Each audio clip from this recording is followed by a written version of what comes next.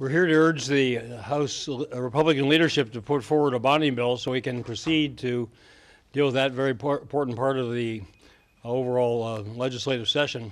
You know, the Senate's put forward this bill in specificity. I put mine forward over 100 days ago, and we're still waiting. We're told $600 million is all they're going to offer, and I challenge them to come forward and tell us what that's going to do, and more importantly, tell Minnesotans what it's not going to do, because it's not going to begin to cover the needs that the Senate's identified, that I've identified, that need to be addressed through a bonding bill.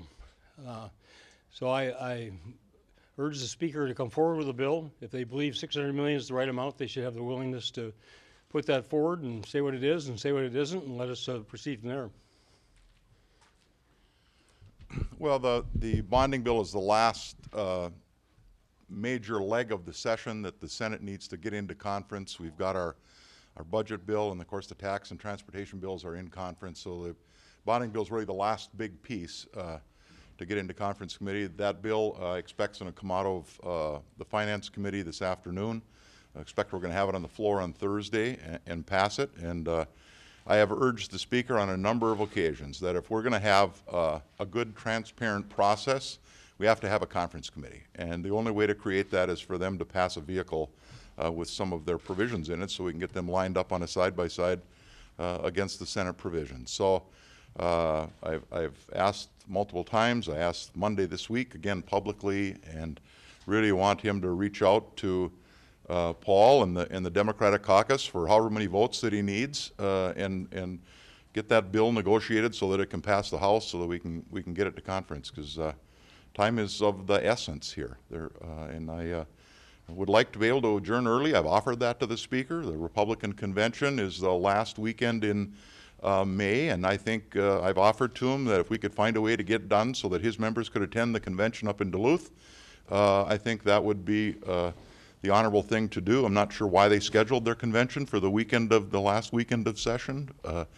But I think for those House members, a lot of them probably would like to be at the convention, so I think an accelerated schedule that would provide that opportunity for them would be helpful. But that also is going to require some cooperation on their part to get things into conference earlier. Well, I would agree. I mean, our message to the House Republicans with less than 3 weeks to go is simple. It's get the job done and do your job. That's what Minnesotans expect from us as legislators. That's what they deserve. They deserve a legislature that's going to be willing to compromise, that wants to solve problems to move our state forward, and that wants to do it in a way that allows sunshine and transparency to govern the process, so the public can actually weigh in instead of dealing with these issues behind closed doors. You know, the bonding committee has spent nearly $30,000 traveling around the state of Minnesota, looking at projects, raising people's hopes. Republicans have introduced $3.4 billion worth of bonding projects that are obviously important to their communities, or they wouldn't have introduced those bills. But so far, the Republicans are putting up nothing but roadblocks to getting the people's work done. And we cannot start negotiating on this bill until we actually know what's in it, until the cards are on the table. So we are ready to work with the Republicans to get a bill passed. I've talked with Speaker Dowd on numerous occasions over several weeks, asking him how we're going to proceed, when we can sit down to talk about a bonding bill, and a bonding bill that, as all of you know, needs to pass on a bipartisan basis, and nothing has come of those conversations, no response. So we're simply asking the Republicans to step up, put their bill on the table, what a $600 million bonding bill looks like, so that we can start having the discussions in the House Committee, and then those discussions can move forward with the Senate and the governor, and we can actually get the work done for the people of Minnesota. Respond to questions? Speaker Dowd, yes, about this issue. Yes, I had brought it up at our last breakfast late last week. What was his response? Not forthcoming. I'm not offering specifics about what's in the bill, not offering specifics about what the timetable is. I pointed out that the night before Representative Torkelson was quoted as saying it's the dessert at the end of the meal. I didn't ask him what he meant by that. To me, this is part of the main course. So having a bonding bill is essential to the water quality projects that I propose, essential to the higher education, both the University of Minnesota and the Minuscule campuses. It's essential to a lot of local communities to have projects. Representative Thissen just said that there was over $3 billion that their members have proposed for their own districts. I mean, this business about making all these proposals when they know they're not going to provide the money to do it, I think is really disingenuous. And again, putting a $600 million bonding bill forward means they're going to have to be clear about what they're willing to support and what they're not. And you know, they're so focused on the numbers all the time without talking about the consequences of those numbers on communities and economic development and quality of higher education and other areas that affect people's lives. Peter Thissen, how do you judge the motives of your Republican colleagues? Do they just not want to pass the bonding bill? Don't they have the votes, or is it some sort of a strategic bid to try to gain leverage in the system later on in the session, from your perspective? You know, I'm not going to guess what the motives of the Republicans are in moving forward. All I know is the only way that we're going to get a bonding bill done is if the Republicans put their ideas on the table so Minnesotans can look at them, and then we can have the debate that this democracy is all about. You said several weeks ago that you did not think that there were any votes in your caucus for a $600 million bill. Is that still your position? I think that that is the position. I mean, if you just look at, you know, what some of our, and I don't want to get into a specific number, but if you look at what some of our priorities are, you know, we think investing in college and university infrastructure is really important to the future of the state. The wastewater treatment and pollution control stuff that the governor has put forward is really important. You know, as I travel around going to these conventions, these county conventions over the last several months, time and time again in greater Minnesota, people would come up to me and raise this issue of wastewater treatment and the cost that has on these small towns across Minnesota. It's an organic thing that's coming up. Housing is very important to us. Transportation, rail grade crossings, Minnesota Security Hospital at St. Peter. I mean, these are pretty basic things, and right there you have $600 million. That's no transportation funding. That is no local projects or regional projects of any significance. That is what a 600, you know, so when I say that there's probably no votes for a $600 million bonding bill, it's not because we're, you know, looking at an arbitrary number. If you just look at the substance of what that would buy, it's not going to accomplish what we need for Minnesota. What about this notion that some Republicans have suggested all three of the major issues are tied: transportation, taxes, and bonding? I mean, how do you guys respond to that? Well, I can understand that taxes and transportation are a natural link. New money for transportation are tax pieces, whether it's license tabs or motor vehicle sales tax or gas tax. So there's a natural linkage between taxes and transportation. But there is no linkage between taxes and a bonding bill, none at all. So I don't know why we would link things that just have nothing to do with each other. I publicly said I don't believe that they should do that. I think that would be a mistake. I think the Republicans would be wise to go back and look at the media reports in 2004 when a bonding bill didn't pass, and go take a look at the history and then see where the political fallout was on the horizon in the 2006 election. I think if they read those media accounts, they'd probably be giving a little more serious consideration to the importance of getting a bonding bill up and passed. The public expects one. This is the year when we do that. And to let people down, I think there'd be serious political consequences, because I don't see a way they wouldn't be blamed. The governor has proposed a bill. The Senate Democrats intend to pass a bill. I just don't see how it wouldn't fall on them. And I think they need to have a heart-to-heart in their caucus about that, about the jeopardy that they put themselves in. So you don't think Democrats would be in jeopardy if there was no bonding bill? We're gonna vote for one. And that's And the enough governor for the proposed electorate? one. We'll have done our part. Remember, in 2004, the Democrats all voted for the Senate bonding bill. The then bonding lead chair from Fergus Falls made sure that none of the Republicans voted for it, and clearly they became the obstacle, and that's how the public viewed it. And I don't think this year is going to be any different.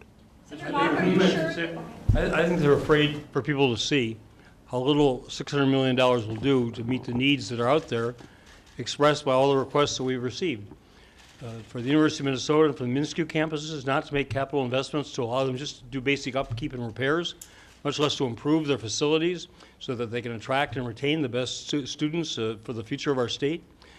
Water quality, the water treatment program that I proposed, $220 million, just to give some of the smaller communities in Minnesota the ability to afford to provide safe drinking water for their citizens.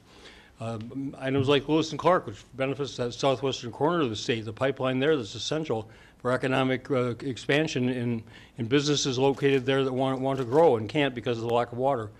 I mean, 600 million is a nice low number for them, and the lower number the better seems to be their mantra. But it doesn't meet the needs of the state. And if they think doing nothing, offering nothing is what Minnesota needs for the future, we have a fundamental disagreement that we can't resolve in this legislative session. We'll carry and let people of Minnesota decide whether they want to move forward or not. Governor, a House Republican spokeswoman just tweeted, let's prioritize how we allocate existing resources for transportation and tax relief before turning to borrowing. What's your response to that? Again, they're trying to tie all three of these things together. They say we should run government more like a business. Businesses make capital investments to expand their businesses, to grow their businesses. They know if they don't make capital investments, their businesses are not going to be successful. Same thing with government. We're talking about something totally different from the application of general fund revenues and the surplus we have, which could go to transportation, could go to bonding, should go to taxes, could go to early education and the like. Bonding is a separate matter.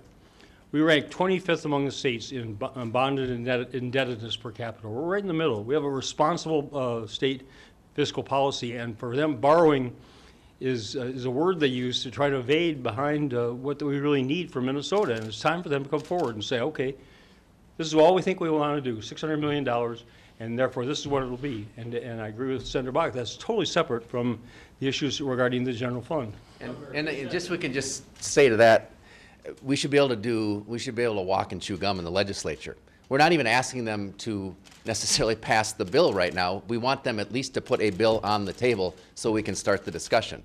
And so, I mean, just to say we're not going to take any action whatsoever until we actually wrap up a tax bill and transportation bill and spending bill, that's a cover-up for not wanting to move forward in putting their ideas on the table. For a caucus that insisted upon $1.5 billion in additional borrowing in 2011, $750 million from our tobacco income for the future, and $750 million from our school districts, they agreed to borrow that much money to cover up their unwillingness to raise taxes on the wealthiest 2% of Minnesotans. Just points out how flawed that tweet is. Governor, is it possible that the Minnesota electorate is shadowing what we're seeing nationally in this kind of anti-government fervor, particularly on the Republican side, and that no bonding bill suits that? Well, you'd have to ask Mr. Trump his position on our bonding bill. I don't know. I can't speak to that. Do you think Minnesota voters? I believe most Minnesotans want to see us make progress. I think most Minnesotans realize that we need to treat our water and so it's drinkable for our citizens. I think they understand if we don't improve our higher education facilities, we're not going to attract the best students. They're children. We're not going to go to our campuses because they're not going to get the quality of education. I think Minnesotans are common sense about what our needs are, and I think the kind of bonding bill we proposed, the Senate and I have proposed, is common sense relative to the needs that have been expressed. Governor, if this... Well, let me just say on Mary's point, I don't think Minnesota is at the place where the states that have been voting for Donald Trump are at. Even among the Republican caucus goers, he finished a distant third in Minnesota. You know, one of the few states, maybe the only state that voted for Rubio, but I just don't think Minnesotans are aware that the Trump followers are. Governor, if this legislature adjourns without a bonding bill, will you call them back special session? We have almost 3 weeks still remaining. It's premature of me to speculate on that. Governor, if there is no bonding bill, a lot of projects could probably stand a 1-year delay and you come back next year and pass a bonding bill. But are there some projects that are absolutely essential that must be done this year? Well, ask the university presidents if these projects are essential. Ask the president of the university and the chancellor of the MNSCU system whether the basic repairs that they have in these bills, which are still not fully funded by my proposal, ask them how essential those are. I remember one of the legislators saying last year about the transportation bill, well, the situation is urgent, but it's not that urgent. You know, those are subjective decisions, but I would say that failure to pass a bonding bill is a failure to let Minnesota make progress. And it's also a failure to put people who could use that work back to work. Our building trades employment is much better than it has been a couple of years ago as an argument for this bill, but it puts people to work. You know, on that, let me just say, you know, negotiating a state budget is a difficult process. And the notion that we can kick the bonding bill down the road to next year and add that to the legislature agenda when we're trying to put a new 2-year budget together is downright irresponsible as one of the leaders that has to try and put that package together. That would be more, I think, than the legislature can handle in a budget year. The difficult process of negotiating the budget last year did not have the three of you reading from the same page. Are you reading from the same page for the end of this session? I feel I think so. Yes. let me just say, this is a familiar frame, right? We get 2.5 weeks out from the end, and we hear a lot of whispering out in the hallway about a train wreck is coming, and it's going to be a do-nothing session. And I guess in all of our memories, things seem somehow to come together. And sometimes it's a little bumpier than other times, but things do come together, and I believe this session will come together too. It'll look a little different than other ones, and they all are a little bit different, but they have that common theme of, on May 23rd, we're going to go home. Senator, the Transportation Conference Committee is going to be meeting here at 2 o'clock, talking about funding for transportation. Do you see any hope for an agreement there? I expect the Senate to make an offer to the conference committee on Friday. The House has the gavel today. But they would wait till Friday to make an offer. The Senate will wait until it has the gavel to make an offer. Can you talk a little bit more about that offer? I don't know what that offer is. I just know that Senator Dibble came to me and said he'd like to talk to me about making an offer on Friday when he has the gavel. Now you know everything I know. Senator, do you have enough Republican votes to pass the bonding bill in the Senate? Well, I would think so. I would remind them if they as a caucus decide to take it down, that mirrors what happened in 2004. And when the Senate came back in 2006, we not only had enough votes to pass a bonding bill without them, we had enough votes to suspend the rules without them. We came back with 46. So I think they would be wise. Many of them weren't here then, and I think many of them would be wise to revisit that history. Are all your caucus members going to vote for the bonding bill? I expect they would. And tell us, if you will, how you may perhaps manage to quiet down the discomfort over the Southwest Light Rail among some of your caucus members and let this thing move forward. Well, I think the letter, some of the people I think that signed it didn't read it, and because they trust each other, and I think the wordage probably wasn't as, Senator Latz has told me the wordage wasn't as well crafted as he'd like to have been. That cohort of people feel real strongly about Southwest Rail. Southwest Rail has already been funded by the Senate. It's in our transportation bill. So we've got it in conference already. I don't see a reason to put it in conference in 2 different places. I mean, if earlier the idea is that that bonding should be linked to taxes and transportation, I mean, it seems like these 7 DFL senators are linking at least the bonding bill to the Southwest Light Rail funding, another project that Republicans also oppose. So, I mean, with such wide gulfs between the competing tax, bonding, and transportation plans, and no discernible progress on those issues so far, I mean, what's it going to take to reach a compromise by May 23rd? Well, first we've got to get a Republican bonding bill on the table so we can see what they'd like to do, right? I mean, the Senate bonding bill's got significant money for transportation. In fact, if you parse through that Senate bonding bill, if you take the education components and the transportation components, it's half of our bill. I think once we see what the House Republicans are proposing in the area of bonding, and is it bonding plus some cash or what it looks like, I think we'll know a little better. But the letter that those 7 senators signed actually had a great deal of options in it relative to Southwest Rail. I just think they didn't quite acknowledge the fact that it had already been passed in the transportation bill, but they did indicate that that was a viable alternative to bonding. Thank you. Thank you. You guys want to sit around for the fun stuff? Oh.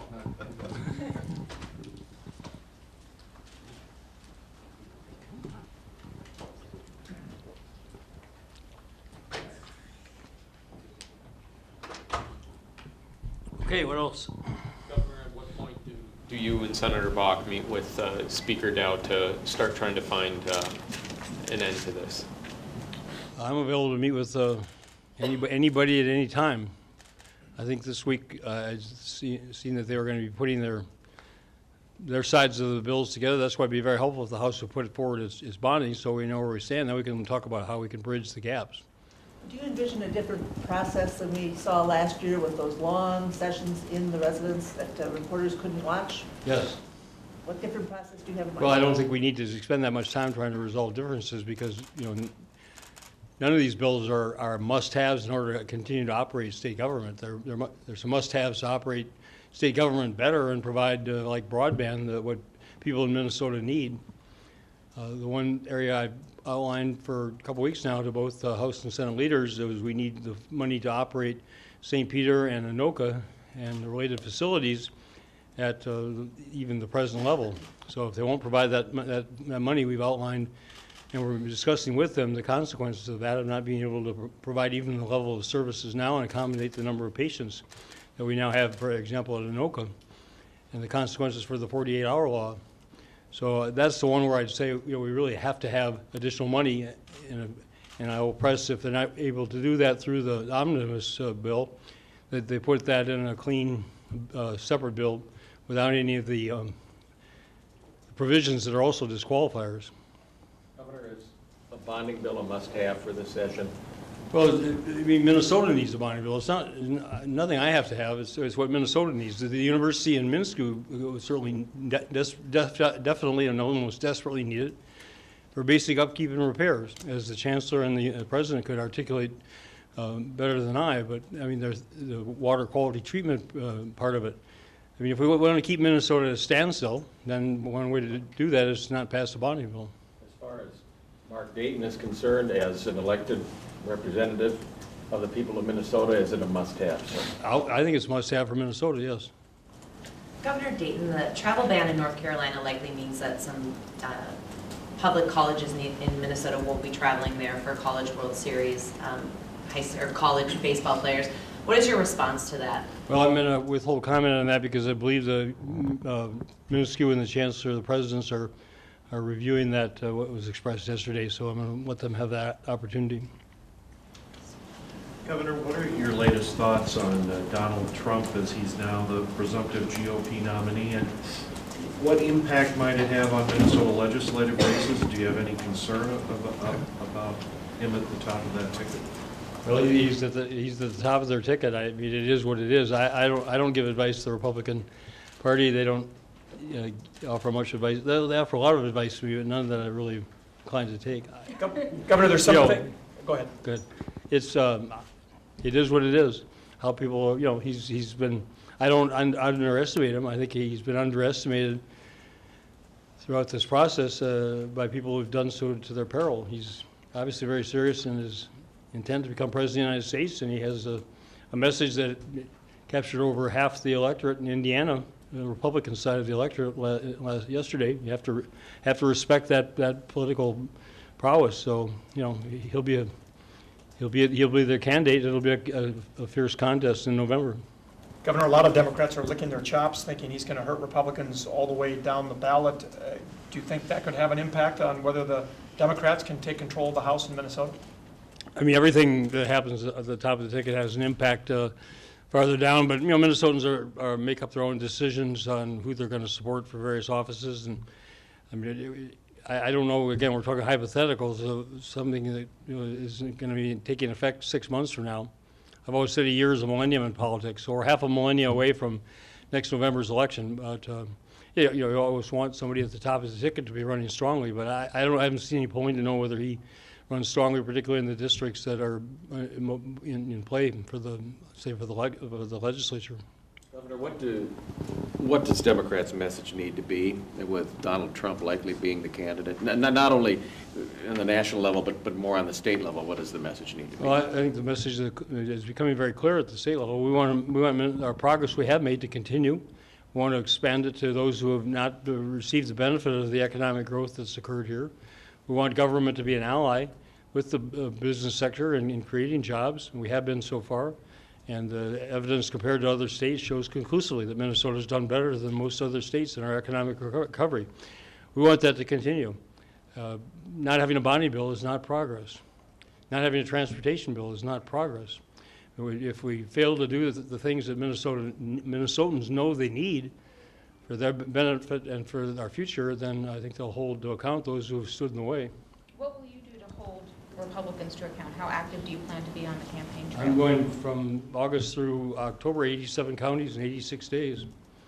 Picking up the pace of what I did in 2010, 87 counties in 87 days. And it's going to be about issues that I care about, like water quality. I want to make Minnesotans move water quality of their water to a #1 concern, so that they will insist that local government and their, as well as state government, do what's necessary to clean up the water that they're drinking and make it safe. I'm going to push for early childhood education, assuming that that's not yet been enacted, that parents understand that they need to raise their voices and tell their local officials and state officials that they want their 4-year-olds to have the option to go to a quality pre-K program in our public schools. And that those who say that we're not going to allow them that option because they think it's going to make more Democrats, add more teachers to our schools, will then become union members and Democrats, are way out of touch with what's important the future of Minnesota. It's not about politics, it's about people. Governor, I'm not sure I understood your answer about the North Carolina travel ban and how it might impact these college baseball teams. Should that ban go down? They're reconsidering. My information is that the presidents and the chancellor are reconsidering that issue now, like right now, so I'm going to withhold my comment until they come to their clarity. But in your mind, should the travel ban you called for, should it extend that far down? You know, I'm going to give them their opportunity. In the 87 and 86, I asked a political question you answered with your tour. Are you going to combine politics and official business? Well, if they have invited to DFL events for DFL candidates by the time we get to the fall, I'll do that separate from my travels for the policies, the issues I care about. So who's going to pay for the travel? We'll work that out to your satisfaction. Not your satisfaction. We'll have a clear line between the expenses involved with my traveling on state business and those that involve political activities, and it'll be very clear to everybody which is which, and all of you will be looking over my shoulder to make sure we do it properly, and tweeting every step of the way. Okay, thank you. Thank you.